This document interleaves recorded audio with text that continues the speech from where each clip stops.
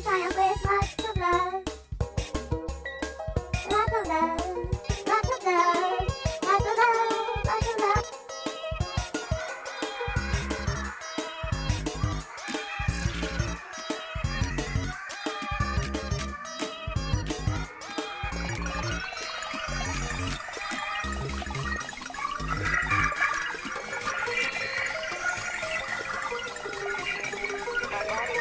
Hello everyone, welcome back to Sukai Todd's Thoughts. I'm Sukai Todd, nice to meet you. As always, these are my purely subjective thoughts. Take what you want, leave the rest, and enjoy. Comments are strictly moderated. Okay, so here is my review of Descendants, The Rise of Red. I have a feeling some of you were expecting a different red-colored character to be reviewed, but I'll have a video about channel updates addressing that situation, so just don't worry about that. You know who I'm talking about, some of you. But it's all good. Now to The Rise of Red. Okay, so firstly, the visuals were great overall. It was really a cute movie, but it suffered from what I call deadline syndrome. Not wokeness and diversity, because I really don't believe in that nonsense of like, oh, it's got unique characters who are not white, must be woke. Like, no. The world's been diverse for a long time. Who cares what race the colors, the color? Who cares what race or gender the characters are, as long as they provide, as long as the actors and actresses provide what they want to bring the story to life. Who cares what gender, race, sexuality, etc. they are? Not me. Okay? But my thing is that, and I want to say this, Rita Ora, Brandy, the iconic, legendary, forever goddess Brandy, Cinderella of my childhood, like, Brandy did incredible, of course. Malia Baker, Chloe, of course, she did a good, lovely job. Kylie Cottrell, she did very well with what she was given. And of course, Rita Ora, my girl Rita. I loved her work. She did really well. But here's what the deadline syndrome is. I feel like they really wanted to get it out before, July for some reason. Although Rise of Red would kind of make more sense in October because it's a Descendants movie. I don't know, maybe I'm just weird. But, especially given the outfits that are worn. But my issue, and this will contain spoilers, is that, and I blame Disney, the corporation, more than anything else, as I feel I should, that my issue is that they had enough money, from what I know. Like, Disney has money. They're not broke yet, but from what I know. But they had money and resources to make this a longer film and actually tie up many of the loose ends that they opened the story with and continued the story with. It feels like more of a setup than an actual follow-up. And I don't want to say this in any form of disrespect to China Anne McClain, aka Uma. She really also did well with what she was given, which was not much. Excuse me, I'm fighting a cold. But, and Cameron Boyce, the tribute to Cameron Boyce was beautiful. I cried a little bit. And I think they made it clear that even though Carlos is not with us, he's always in our hearts. So that really touched me. But I just feel like they had a lot more potential with this movie that they could have explored. And they didn't, for the sake of references. Wish. You know what I'm saying? For those of you who enjoy Disney to some extent like I do, you probably know what I'm saying, hopefully.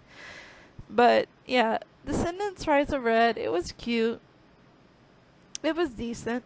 Rita Ora's Bridget, Queen of Hearts, she deserved much more character exploration. And her character, and this is no offense to Ruby Rose Turner, the young Queen of Hearts, aka Bridget. Like, I'm not hating on the young child actors at all.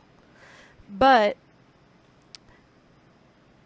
Rita Ora is a British actress and singer and songwriter. She's great. Love Rita Ora. But she's British.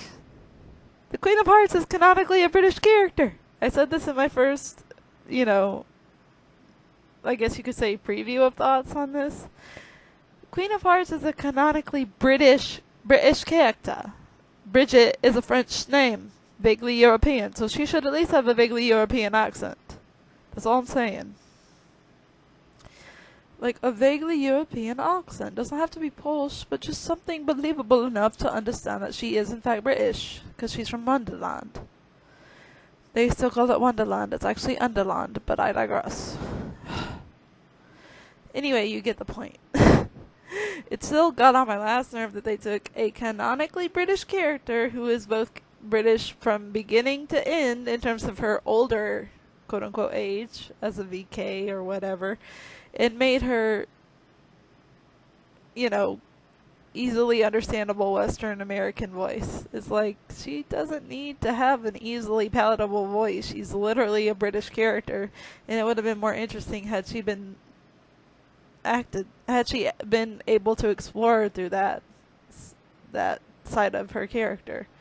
And again, I'm not hating on the actors at all. This is Disney Corp's fault, not their fault, okay? I'm not hating on any of the actors involved.